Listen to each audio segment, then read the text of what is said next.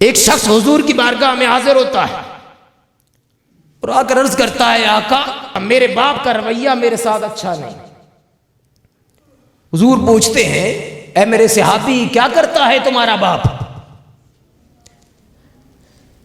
वो सहाबी अर्ज करता है, या रसूल अल्लाह सारा दिन कमाता मैं हूं, मैं सारा दिन मेहनत करता हूं, मुशक्कत करता हूं, तकलीफें उठाता हूं, माल कमाता हूं, मगर मेरा बाप क्या करता है कि मेरा कमाया हुआ माल जहां उसका जी चाहता है उस माल को खर्च कर देता है,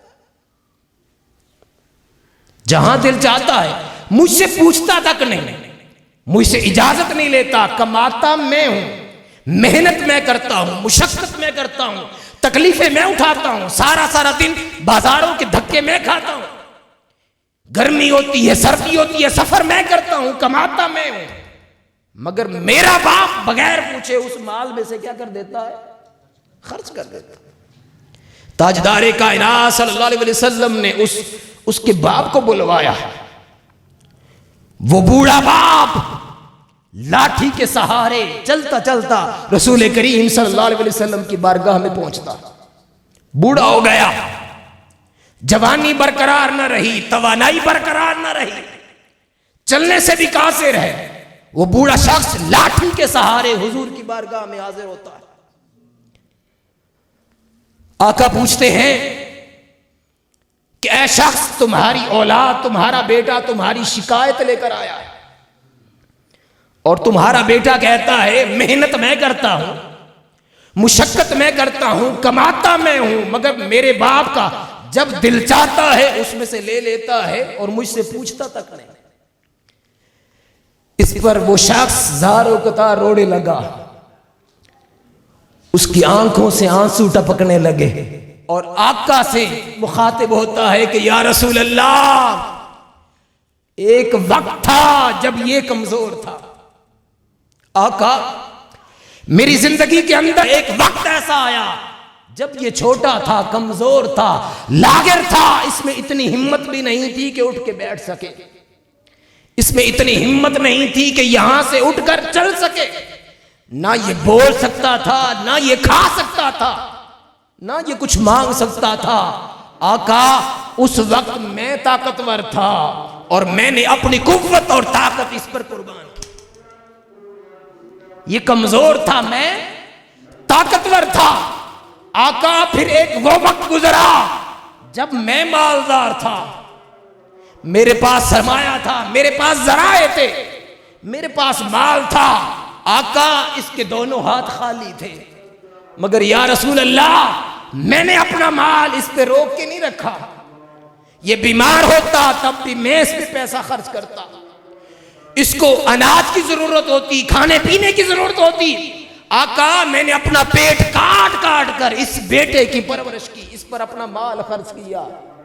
आका, वक्त गुजर गया, आज मुझ में वो जवानी ना रही, मुझ में ताकत और कुव्वत ना रही। आज आका, मैं इसका मोहताज हूं, आज मैं कमजोर हूं, ये ताकतवर है, मैं माल से खाली हूं, मेरे दोनों हाथ खाली हैं, इसके पास माल है।